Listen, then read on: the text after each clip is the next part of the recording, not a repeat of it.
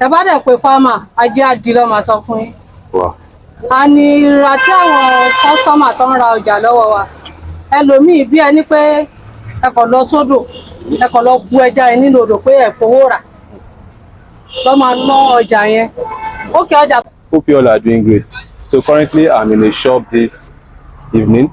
So I'm here to speak to one of the sellers of our produce, Catfish.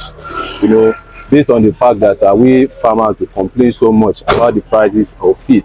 So I deem it fit to come outside today to come and speak to one of the sellers. Let us hear their own part of the story as well.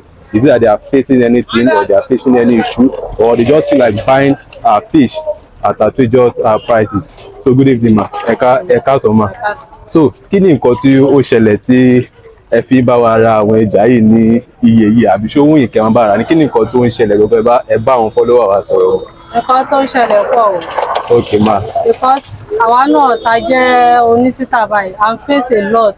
Okay ma. Sometimes gbà mí tá bá lọ sọ́jà tá ń bọ̀, ẹja máa yọwọ́, ṣe mọ̀ pé nǹkan ẹlẹ́mìí ni.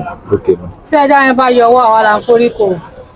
Okay, ní ọjọ́ wo mo ra ọjà, mo ra 3.5 1.5 ló kú nínú ẹja nígbà tó máa di àárọ̀ ọjọ́ kejì.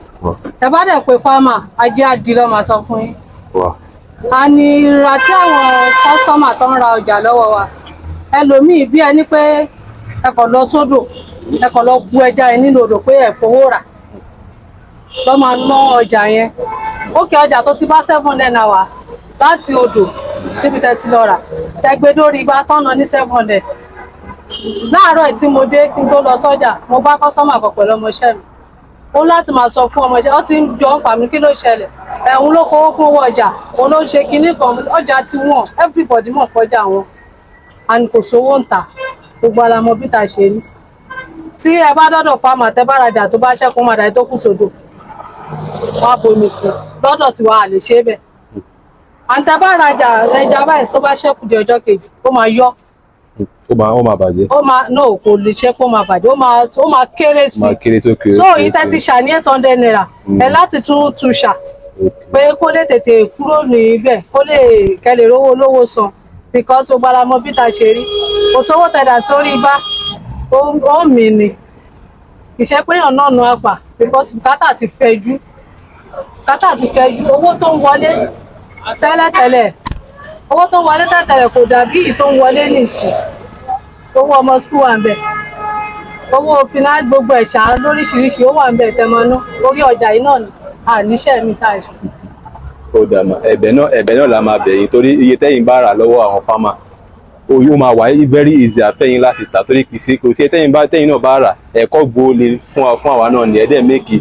Bọ́kì ìfẹ́ tó yé mi náà, ẹ mọ̀ pé àwọn tó máa rà náà wọn ò ní fẹ́ gbọ́ pé yẹ kan ní kinní. Wọn ò ní fẹ́ gbọ́. Ó yé mi náà, ó yé mi. Èmi kọ̀ wá láti wá bá yín sọ̀rọ̀ ká mọ ẹ̀dùn ọkàn tẹ̀yìn náà. Kábàjẹ́ káwọn tó ń tẹja náà, káwọn náà kò sí àjọ wà ń lù náà ni. Because àjọ wà fúnra tí farmer bá ṣe ẹja, táwa tá ń tà tá bá rà, ó máa wà nínú odò ni o. Ó yé mi. Táwa náà tá ń rà, tá bá tà because oníjíjẹ mélòó ló ń jẹ, onípẹpẹ sùn ló pọ̀ jù.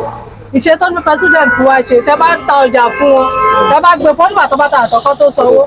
Ìmí ò ní sọ fún ẹ pé tó bá ti complain fún ẹ lórí ọ́fíìsì mọ̀. Tó bá máa san báyìí, wọ́n máa fawó yẹn yọ ni. Tẹ́ẹ̀dẹ̀ lè bá wọn jà. Because ẹ gbọ́dọ̀ gbé sórí gbábà kẹ́ má di customer. Ìbẹ̀ ni pé mò ń change omi ẹ̀ lọ́wọ́ ẹ̀. So kí farmer náà kọ́ ṣàánú wa. Ìjọba náà ṣàánú wa fún wa dá sí. Federal government kọ́ ẹ̀pù wa pé tíjọba bá dá sí nǹkan tó ń ṣẹlẹ̀ inú àní máa complain báyìí. Ṣùgbọ́n ẹ̀yin náà ẹjọ́ tẹ́yin náà máa. Tó bá ń pẹ́ wọ́n máa ń ta tí ọjà bá wọn. Agbogbo àjọ máa gbádùn ẹ̀. Kò sówó ta everybody manage. Kò sówó ta. Ẹlòmíì kan ń wùn jẹ. Àìmọye àwọn tó máa kọ́ pé ẹja ìdẹ́wùn mi jẹ o. Wọ́n kò sówó. Àṣà lè sọ pé ẹ wá gbà wá máa mú lọ. Kọ́lọ́ ṣàánú wa kíjọba dẹ̀ ẹ̀pọ̀ àkáà náà kàdà ẹ̀ para wa náà kẹ́yìn tẹ́ ń bá ara náà kẹ́yìn náà kẹ́ máa bá wa tra àwa náà tá jẹ́ farmer náà. Àwa náà máa gbìyànjú torí àná náà ni à ń gbìyànjú kọ́lọ́ ṣàánú wa. Ọlọ́run máa ẹ̀pọ̀ wa. Ọlọ́run dá síṣẹ́ wa. I believe you all have heard from her this evening. Let's be optimistic that the government should help us in this situation, and we pray that they too will cooperate with us so that we can have reasonable price at which we'll be selling our fish. So thank you for watching today's video. Do enjoy the rest of your day. Thank you.